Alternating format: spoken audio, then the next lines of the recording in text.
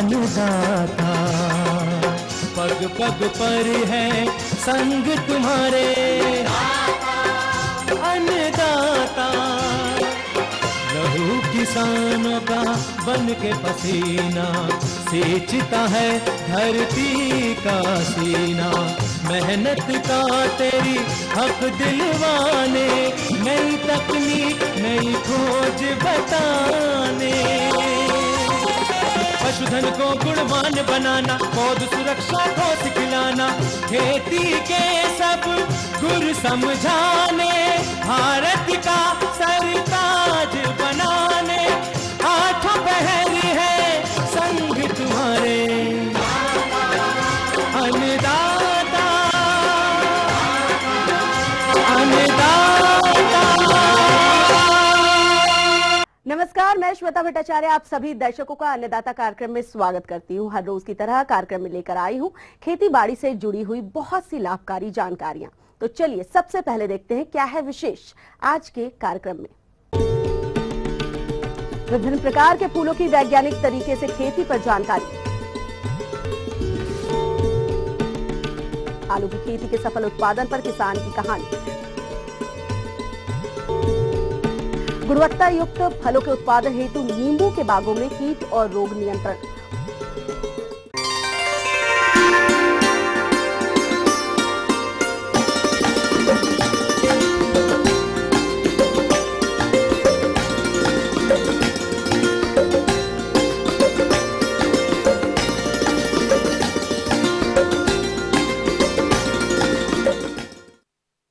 प्रदेश और देश में बढ़ती फूलों की मांग एवं इनसे होने वाले अच्छे लाभ के कारण किसानों का रुझान फूलों की खेती की ओर बढ़ने लगा है। तो जो किसान फूलों की खेती करना चाहते हैं या पहले से कर रहे हैं, इन फूलों की नई कलम कैसे तैयार करें तथा उनसे अधिक लाभ कैसे प्राप्त करें, आइए जानते हैं एक उद्यान विशेषज्ञ डॉक्टर प्रशांत सिंह से। हमारे जो व्यावसायिक किसान भाई हैं जो फूल की खेती करते हैं व्यावसायिक स्तर पर, उसके अलावा जो उद्यान प्रेमी हैं जो केवल शौक के तौर पर अपने घरों में फूल की खेती करते हैं या गमलों में पौधे लगाते हैं, उनके लिए भी ये सबसे उपयुक्त समय है। इस समय सबसे पहला अगर जो आता है कि हम फूलों में गुलाब को फूलों का राजा मानते हैं।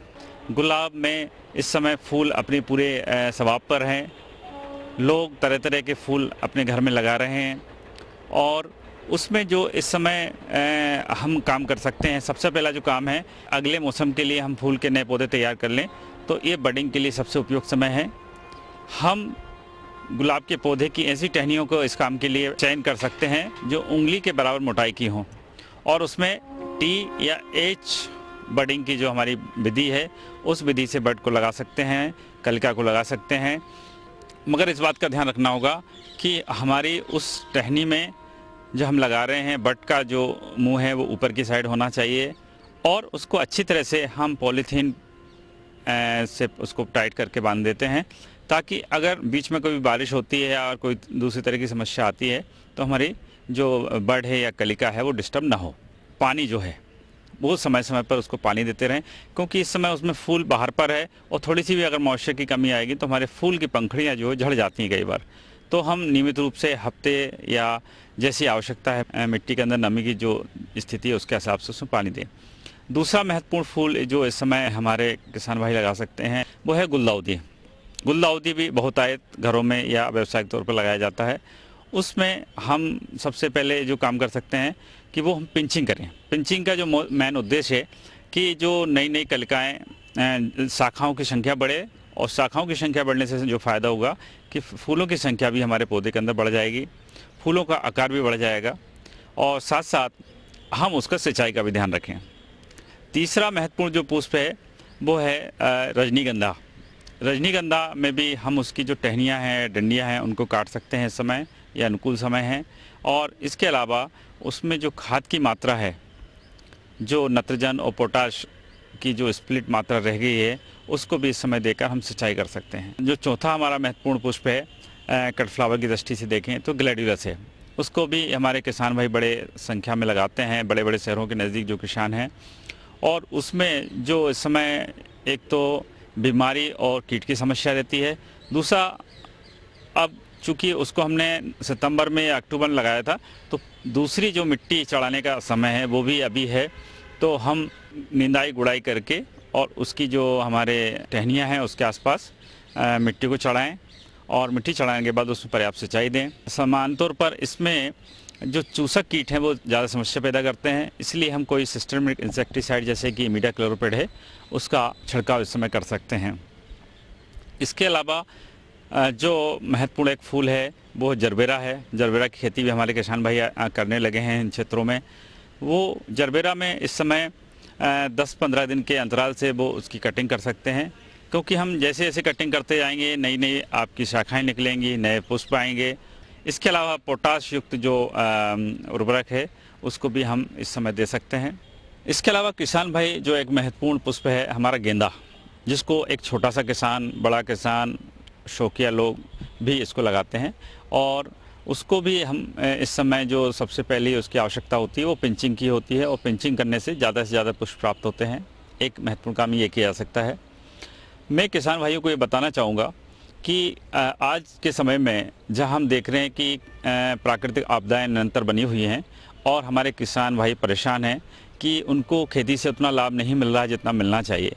मगर अगर हम उद्यान की फसलें और ख़ासतौर से अगर फूल की खेती के ओर अपना रुझान रखते हैं तो निश्चित तौर पे हमारे किसान भाई इससे लाभान्वित होंगे। तो मैं अपने किसान भाइयों को, अपने राज्य के किसान भाइयों को यही सलाह दूंगा कि वो खेती पर ध्यान दें और उद्यान की फसलों की तरफ अपना रुझान रखें।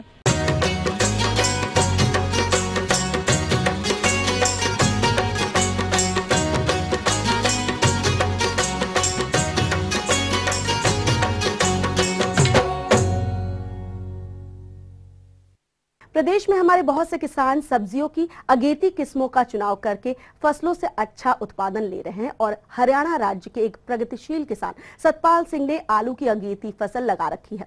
तो फसल से अच्छा उत्पादन लेने के लिए उन्होंने फसल में कौन कौन से जरूरी कार्यों को किया है, आइए मिलते हैं उन्हीं से और जानते हैं उनके अनुभवों को।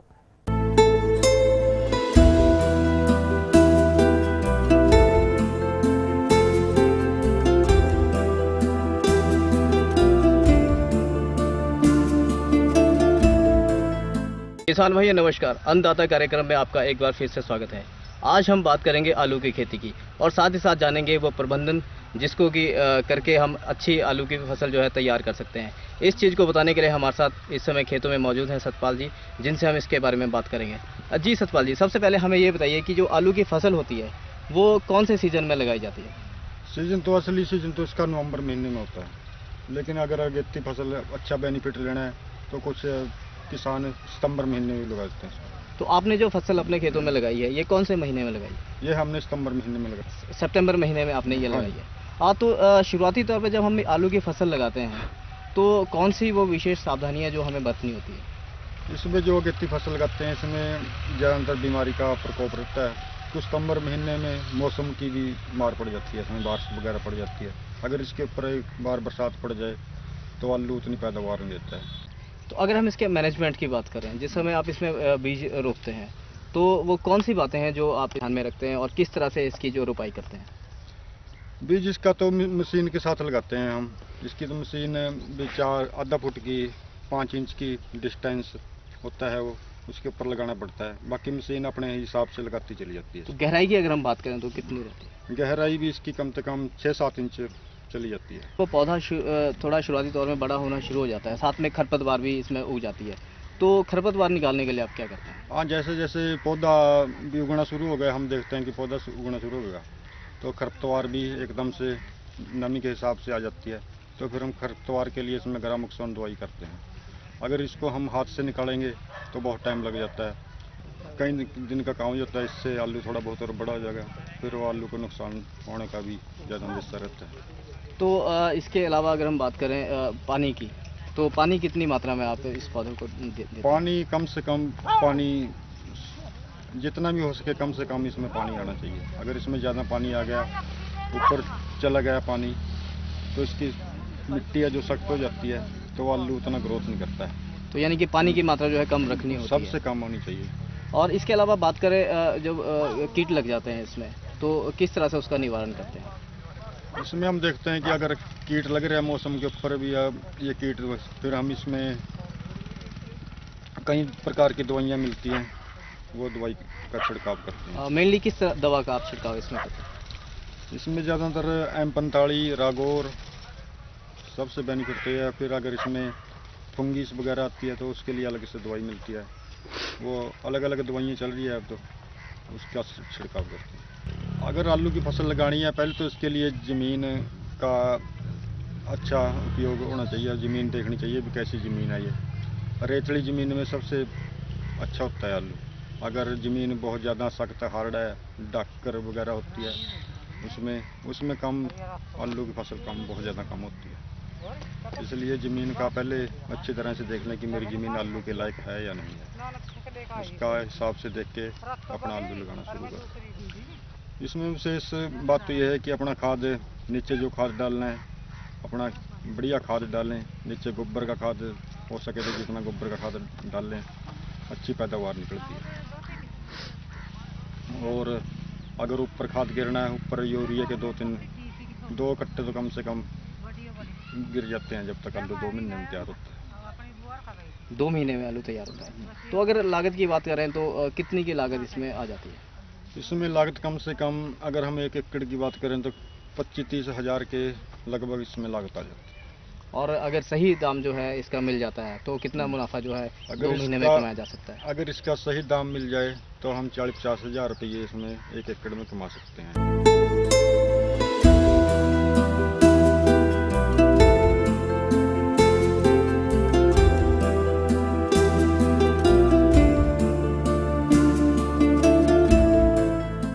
ये थी कुछ उपयोगी जानकारियां। अब लेते हैं एक छोटा सा ब्रेक। जब लौटेंगे कार्यक्रम में आगे हैं महत्वपूर्ण जानकारियां। बने रहिए हमारे साथ।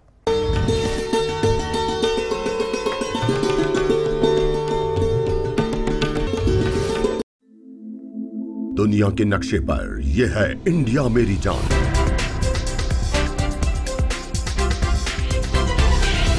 भारत थोड़ा अलग है।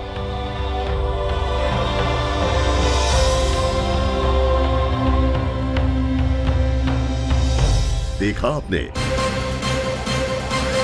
इतना सा भी छूट जाए तो सच अधूरा रह जाता है। बदलते भारत का पूरा सच। राष्ट्रीय समाचार हर रोज सुबह 8 और दोपहर 2 बजे।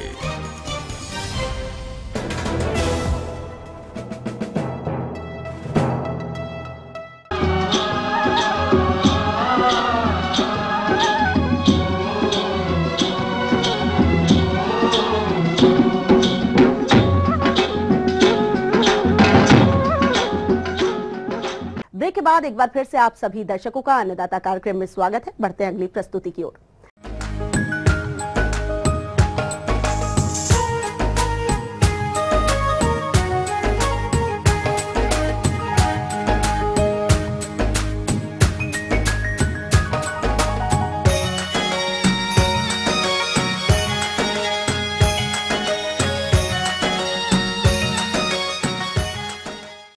नींबू के बाग से गुणवत्ता वाले अधिक फलों के उत्पादन के लिए जरूरी है कि बाग को कीट और रोगों से मुक्त रखा जाए।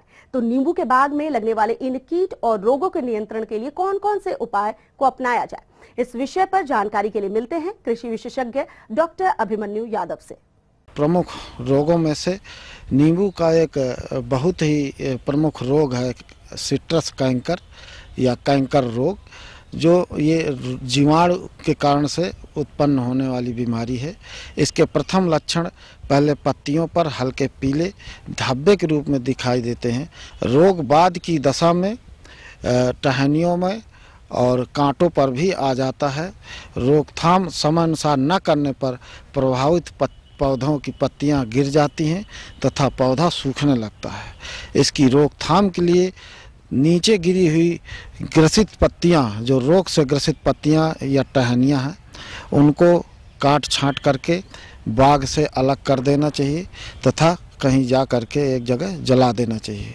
रोग को किसी हद तक इसको रोकने के लिए पूरे पौधे पर वर्षा के पहले बोडो मिक्सचर जो 50% का होता है उसका छिड़काव किया जाए, या स्ट्रेप्टोसाइक्लिन 200 ppm की 2 ml मिलीलीटर मात्रा प्रति 10 लीटर पानी में मिला करके छिड़काव करें। इसी तरह से ताम्रयुक्त रसायन जैसे कॉपर ऑक्सीक्लोराइड की 0.03% का छिड़काव 15 दिन के अंतराल पर करने से भी इसमें लाभ होता है। दूसरी जो समस्या आती है इसमें नींबू में डाईबैक या उल्टा सूखा रोग, ये कम आयु के पौधों पर बीमारी कम दिखती है, परंतु 10 वर्ष की आयु के बाद पौधे रोग से ग्रसित होने लगते हैं। इसकी टहनियाँ ऊपर से सूखने लगती हैं कि कैंकर रोग का आना या उसकी बहुतायत मात्रा में उसके रोगजनक को पाया जाना। दूसरी, अच्छे जल निकास का न होना, आवश्यकता अनुसार पानी न मिलना अर्थात पानी की कमी। साथ ही सूक्ष्म पोषक तत्वों जैसे तांबा, जस्ता, मैग्नीज या लोहे की कमी से भी जड़ तथा तनों का कवक अथवा विषाणु रोग से ग्रसित हो जाना। ये तमाम तरह की जो समस्याएं से जब पौधा ग्रसित हो जाता है तो उल्टा सूखा रोग या डाईबैक बीमारी लग जाती है। इसकी रोकथाम करने के लिए जरूरी है कि सूखे भाग की कटाई करके कटे भाग पर 50% कॉपर ऑक्सीक्लोराइड का लेप लगा देना चाहिए। इसके पश्चात कॉपर ऑक्सीक्लोराइड की 0.3% की दर से मार्च, अप्रैल व अक्टूबर, नवंबर में 15 दिन के अंतराल पर 2-2 छिड़काव करना चाहिए। इसी तरह से नींबू में जो कीटनाशक जो कीड़ों की समस्या है, इनमें से प्रमुख कीड़ा है लेमन बटरफ्लाई। जो नींबू का तितली या नींबू का बटरफ्लाई कीड़ा, ये क्या करता है कि नींबू की तितली का गिडार कोमल पत्तियों को बहुत तेज़ी से खा करके इसकी पत्तियों को केवल मध्य सिरा का ही भाग छोड़ते हैं। पौधा अगर यदि नर्सरी में इस कीट के प्रकोप होने से पौधा पूरा साल ग्रसित रहता है तथा गिडार या भूरे काले रंग के सफ़ेद धब्बे पड़े रहते हैं जो पूर्ण वृद्धि होने पर हरे रंग के हो जाते हैं। इसकी रोकथाम के लिए मोनोक्रोटोपास 0.05% की 1.5 ml मात्रा या फास्फेमिडान की 1.5 मिलीलीटर मात्रा प्रति लीटर पानी में घोल बनाकर छिड़काव करना चाहिए, जिससे कि ये कीड़ा खत्म हो जाए। इस प्रकार किसान भाइयों, हम अपने नींबू के बाग में समय से रोग व कीड़ों का प्रबंधन करके एक अच्छा आर्थिक लाभ कमा सकते हैं। आगे और भी है कुछ रोचक जानकारियां, पर यहाँ पर रुकेंगे एक और कमर्शियल ब्रेक के लिए। जल्द हाजिर होते हैं।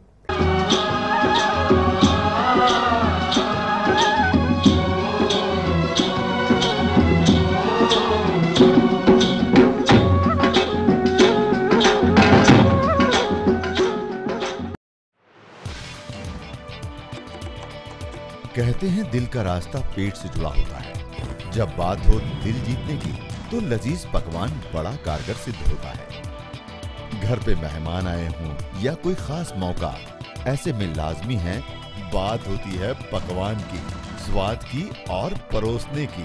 तब एक ही नाम जहन में आता है, रसोई से। देखिए रसोई से।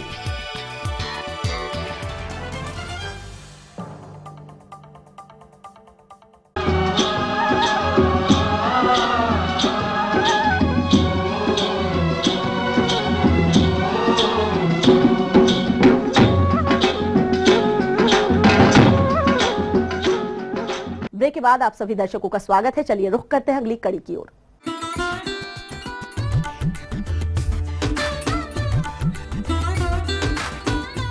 अन्नदाता हेल्पलाइन निशुल्क फोन संपर्क सेवा के माध्यम से आपके द्वारा पूछे गए समस्याओं में से 1 या 2 महत्वपूर्ण समस्याओं को हम अपने कार्यक्रम में शामिल करते हैं। इसी के तहत आज का चयनित प्रश्न और उसका जवाब इस प्रकार है।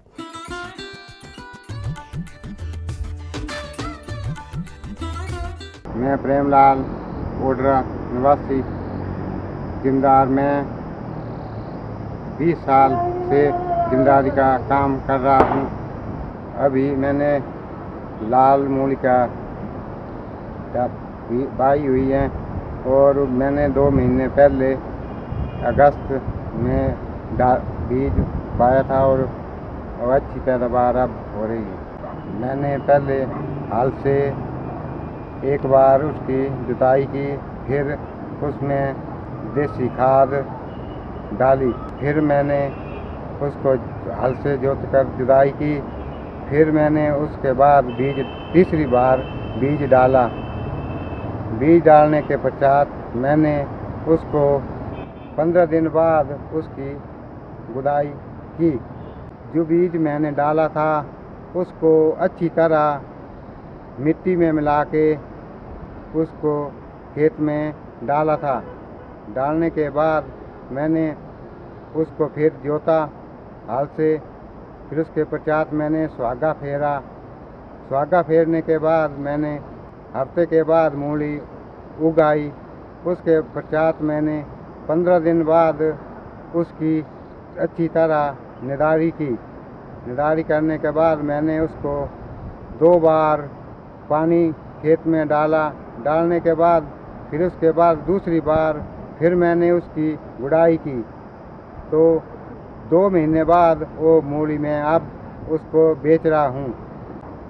तो इसमें घास पड़ता है, जैसे घास पड़ता है तो घास उसमें निकालना पड़ता है और उसकी कम से कम गैप 5 या 6 इंच का होना चाहिए, जिससे उसकी अच्छी पैदावार और बड़ी साइज की मूली लग सके। किसान भाइयों, जब हम मूली उगाती हैं और उसके बाद जब हम उसकी निदाई करते हैं तो उसका फैसला कम से कम 5-6 इंच का होना चाहिए। 5-6 इंच का फैसला ना हो तो मूली का साइज बड़ा नहीं होता और घास ही बनता है।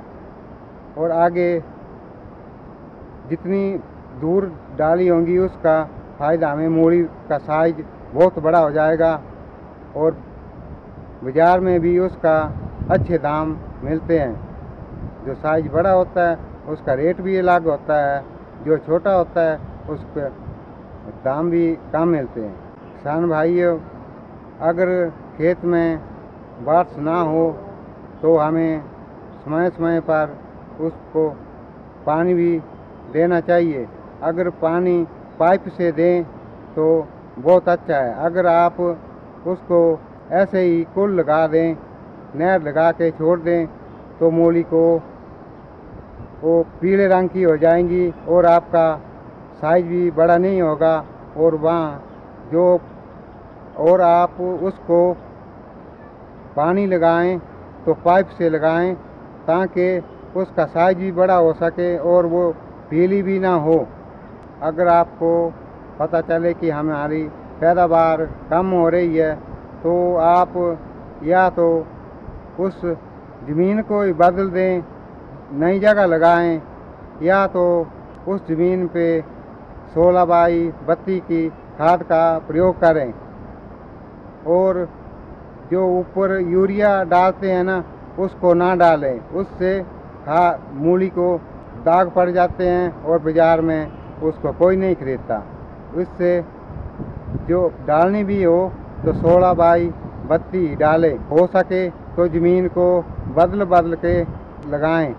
मैं भी अपने खेतों में ऐसे ही करता हूँ, कभी मूली लगाता हूँ तो कभी दूसरी सब्जी लगाता हूँ तो कभी उसमें फसल लगा देता हूँ, जैसे मक्की, गेहूँ, धानी, ऐसे करता हूँ। किसान भाइयों, अभी मेरी मूली मंडी में जा रही हैं तो मैं अभी 10-12 क्विंटल मंडी में भेज चुका हूँ, जिसका फ़ायदा मुझे 10-15 हज़ार हो चुका है और अभी तो शुरू हुई है। किसान भाइयों, मैंने 1 किलो मूली का बीज लिया था, जिस 400 रुपये का लिया था और खाद खूद डाल के मेरा कुल खर्चा 1500 रुपये का आ गया था। और उस बीज को मैंने लगभग 1 बीघा ज़मीन में डाला था और उसका अभी 40 क्विंटल तक मूली निकलने की संभावना है। और अभी मैं उसको 15 क्विंटल उससे मंडी में बेच चुका हूँ। 50-60 हज़ार का मुनाफा इस सीजन में कर लूँगा।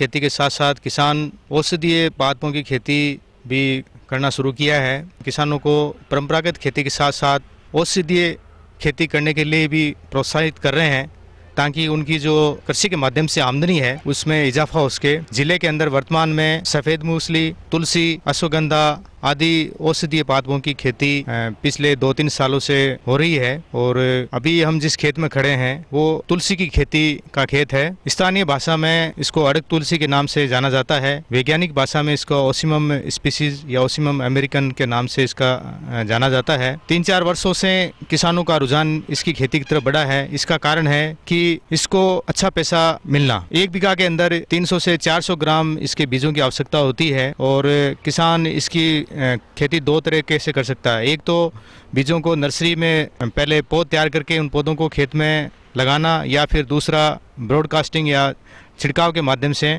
इनको लगाना। दोनों तरीके के माध्यम से किसान इसके पौधों को लगा सकता है। इसमें 7-8 महीने फसल में लगते हैं और तुलसी जैसे सभी जानते हैं कि इसके अंदर जो अर्क बनता है इसके बीजों से, उसका तेल काफ़ी मूल्यवान होता है। इसके अलावा इसके बीज भी बिक्री किए जाते हैं और 1 बीघा से करीब 50,000 रुपये की आमदनी किसान यहाँ पे इस अड़क तुलसी के माध्यम से प्राप्त कर रहा है। इसमें कोई विशेष बीमारी का प्रकोप भी नहीं है। कुछ खेतों के अंदर लट लगने की समस्या आई है तो उसके लिए हम कृषि विज्ञान केंद्र के माध्यम से इनको उपचार बता रहे हैं। ये 8-9 महीने की फसल है। इसमें पूरा पौधा किसान का बिकता है, बीज भी बिकता है, पत्ते भी बिकते हैं, पूरा पौधा इसका भूसा भी बिकता है। आराम से 50,000 रुपये प्रति बीघा ये आमदनी किसान इस माध्यम से प्राप्त कर सकता है।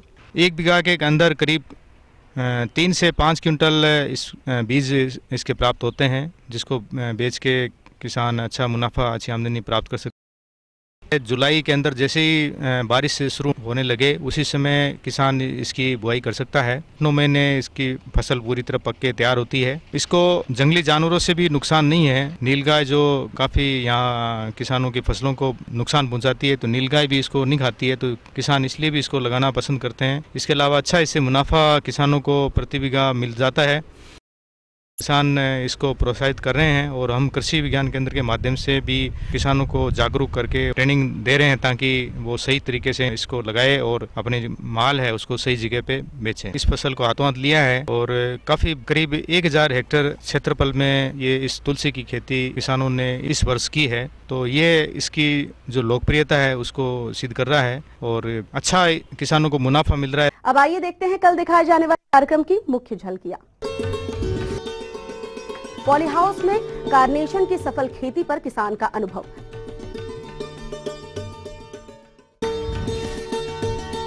मटर की बेमौसमी फसल लगाकर किसान ने लिया अच्छा मुनाफा। हम ये उम्मीद करते हैं कि आज का कार्यक्रम आप सभी दर्शकों के लिए उपयोगी रहा होगा।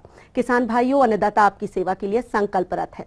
कृषि संबंधित किसी भी समस्या और सुझाव के लिए आप हमें इस पते पर संपर्क कर सकते हैं। प्रोड्यूसर अन्नदाता, ETV Haryana, Himachal Pradesh, Ramoji film city, Hyderabad 501512। साथ ही आप हमें ईमेल भी कर सकते हैं। हमारा ईमेल एड्रेस है annadaata.hr.hp@rate.etv.co.in। इसके अतिरिक्त आप हमें निशुल्क हेल्पलाइन नंबर 1800108599 पर सोमवार से शनिवार सुबह 10 से शाम 4 बजे के बीच संपर्क कर सकते हैं। फिलहाल अन्नदाता की पूरी टीम को दीजिए इजाजत। कल फिर इसी वक्त आपसे मुलाकात होगी कृषि संबंधित कुछ और महत्वपूर्ण जानकारियों के साथ। नमस्कार।